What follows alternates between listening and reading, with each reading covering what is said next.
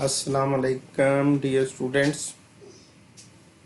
अभी मैं आपके सामने टॉपिक जो लेके आया हूँ, ये एक एग्जांपल है, एग्जांपल 2.1। ये चैप्टर 2 जो है ना, इसकी एग्जांपल ये सेपरेट ही पेपर्स के अंदर आती है। ये किसी लॉन्ग क्वेश्चन का पार्ट खुद नहीं होती, बल्कि सेपरेट अगर कोई पूछे तो वो फिर हमने बतानी होती है। इसमें हमारे सामने लिखा हुआ है रिप्रेजेंट,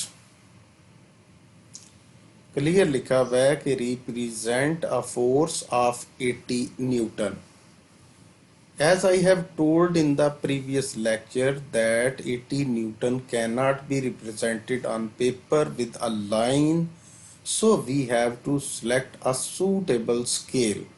इसके लिए जो स्केल है वो हम खुद से सिलेक्ट कर सकते हैं। फॉर एग्जांपल, अगर एक स्टूडेंट जो है वो कहता है कि 1 सेंटीमीटर जो है वो लिखता है कि मैं लिखता हूँ इसको 20 न्यूटन्स, तो वो फिर 80 न्यूटन के लिए, चूंकि इधर मल्टीप्लाइड बाय 4 हुआ है तो उधर भी मल्टीप्लाइड बाय 4 करेगा, तो वो उसके लिए लाइन लगाएगा 4 centimetre. But on the other hand one student select a मतलब scale that is equal to 10 newton, so to represent 80 newton. आपके सामने 10 को, चूंकि ये जो है ना, आपको 10 न्यूटन अगर स्केल आपने सूटेबल सेलेक्ट किया है और उस स्केल के ऊपर अगर आप 80 को रिप्रेजेंट करने चाहते हैं तो 10 8 आर 80 होता है, तो ऑन द लेफ्ट साइड भी वो 8 से मल्टीप्लाई करेगा, लेकिन उस स्टूडेंट को 8 सेंटीमीटर लाइन लगाना पड़ेगी। दोनों स्टूडेंट्स अगर कोशिश करते हैं और एक स्केल लेफ्ट वाला इस्तेमाल करता है और दूसरा राइट वाला करता है, लाजमी सी बात है कि दोनों के जो वेक्टर्स बनेंगे, एक का 4 सेंटीमीटर और दूसरे का 8 centimetre, but in both cases both are right, और उस तरीके से उसको इक्वल मार्क्स ही मिलेंगे। तो हम फॉर एग्जांपल इसको करने के लिए सिलेक्ट मतलब जो है सॉल्व करने के लिए हम राइट वाला फिलहाल छोड़ देते हैं, हम लेफ्ट वाले को सिलेक्ट करते हैं। तो इसके लिए ये मैग्नीट्यूड तो डिसाइड होगी कि 80 न्यूटन के लिए 4 सेंटीमीटर लाइन लगानी पड़ेगी। लेकिन अब मेन प्रॉब्लम ये है कि अब इसके लिए डायरेक्शन जो दी हुई है वो है नॉर्थ ऑफ ईस्ट। ये नॉर्थ ऑफ ईस्ट मेरे ख्याल से नहीं होना चाहिए, it should be just north east होना चाहिए, क्योंकि इसमें एंगल वगैरह तो मेंशन कोई नहीं है। तो नॉर्थ ऑफ ईस्ट नहीं, नॉर्थ ईस्ट अगर हो तो इट मींस नॉर्थ और ईस्ट के बिल्कुल सेंटर में, यानी नॉर्थ के साथ भी 45 एंगल हो और ईस्ट के साथ भी 45, तो फिर ये वेक्टर जो है ना ड्रा जो है ना अच्छे तरीके से हो सकता है। अब मैं इसके लिए पहला स्टेप तो जो है ना फ्रेम ऑफ रेफरेंस जो है ना वो हमें मस्ट इशू बनाना पड़ेगा। उसके लिए मैं यहाँ पर 2 एरोज जो है ना वो सिलेक्ट करता हूँ, और उनके लिए ये फर्स्ट ऑफ ऑल तो हम फ्रेम ऑफ रेफरेंस जो है ना ये नॉर्थ और साउथ की फॉर्म के अंदर ये बनाने की कोशिश करते हैं। ये एक लाइन हमने लेफ्ट टू राइट ड्रा की, और एक जो है ये लाइन हम टॉप टू बॉटम ये ड्रा करने लगे हैं, और इसके बाद इनको हम थोड़ा सा मेंशन कर देते हैं कि top side is north, lower side is always represented on the paper as south, left side is W and right side is E. ये वाला इसका तरीका कार होता है। पहले तो हमें डायरेक्शन जो है ना वो मेंशन करनी होती है। अब बिल्कुल इसी रूल के तहत वंस अगेन हम फ्रेम ऑफ रेफरेंस जो है ना दोबारा से बनाते हैं, ताकि उसके ऊपर हम वेक्टर को रिप्रेजेंट कर सकें। उसके लिए हम जो वेक्टर सेलेक्ट करते हैं उसकी थोड़ी सी थिकनेस को ज़रा कम करते हुए, फॉर एग्जांपल मैं इस वक्त जो है ये इस तरीके से ये रिप्रेजेंट करता हूँ।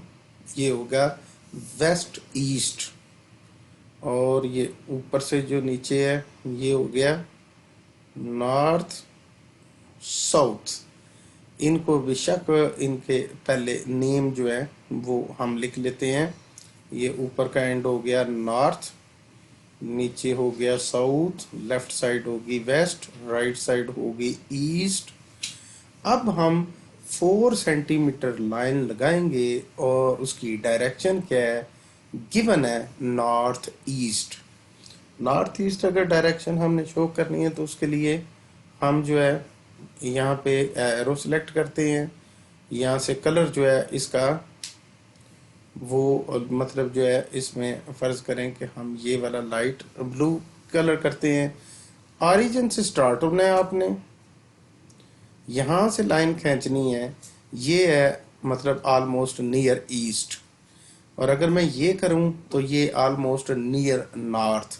But according to the given example the direction of given vector is towards north east.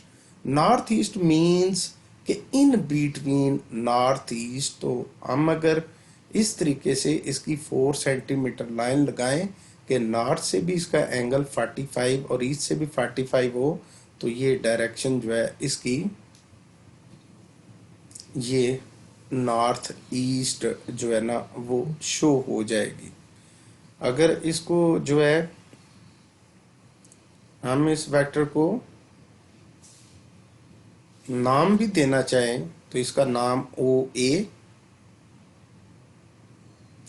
और इसकी मैग्नीट्यूड 4 सेंटीमीटर। इसका डियर स्टूडेंट्स ईस्ट से भी एंगल 45 डिग्रीज और नॉर्थ से भी एंगल 45, मतलब एक साइड से आप मेजर कर लें तो ये हमारा जो है ना वेक्टर रिप्रेजेंटेशन का प्रोसेस कंप्लीट हो गया। अब इसके पॉइंट्स ज़रा देख लें। आई होप कि बिल्कुल वही पॉइंट्स हैं जिसको मैंने अडॉप्ट करते हुए आपको थोड़ी बहुत इसकी एक्सप्लेनेशन करके दिखाने की कोशिश की है। पहले लिखा हुआ है draw 2 lines perpendicular to each other, horizontal line represent east west और vertical line north south direction as shown in figure. उस फिगर का नाम रख लेते हैं किसी तरीके से इसको एम रख लेते हैं। अब एम जो है ना वो जब आपने इधर शो करनी है तो ये जो ग्रीन कलर में डायाग्राम है, ठीक है जी, इस डायाग्राम को हम एम कह लेते हैं, साथ में इसके साथ लिखते हैं फिगर एम। इसके अंदर जो horizontal line left to right को कहते हैं हॉरिजॉन्टल लाइन और जो टॉप टू बॉटम है इसको कहते हैं वर्टिकल लाइन, और दोनों के दरमियान 90 डिग्री एंगल बना के तो फर्स्ट स्टेप ये लिखना भी होता है। स्टेप 1 हमने लिख लिया। स्टेप 2 अगर हम करते हैं तो लिखा हुआ है select a suitable scale to represent the given vector. In this case we may take a scale which represent 20 newton by 1 centimetre. हमने 20 सेंटीमीटर 20 न्यूटन को रिप्रेजेंट करना है 1 सेंटीमीटर से। इस तरीके से अगर हमें 80 न्यूटन रिप्रेजेंट करना है तो उसके लिए 4 सेंटीमीटर लाइन, और अगर 100 न्यूटन फोर्स होती तो उसके लिए 5 सेंटीमीटर लाइन मतलब सिलेक्ट कर लेनी थी स्केल के तौर पर। थर्ड स्टेप ये है कि draw line according to the scale in the direction of the vector. In this case draw a line O A of length 4 centimetre along north east. जैसा कि ये बीच में नॉर्थ ईस्ट के डॉट आ गया है तो सूलन क्वेश्चन के ऊपर भी वही होना चाहिए था जो मैंने पहले आपको करेक्ट करवा दिया है। तो ये हमने लाइन लगा दी इस तरीके से।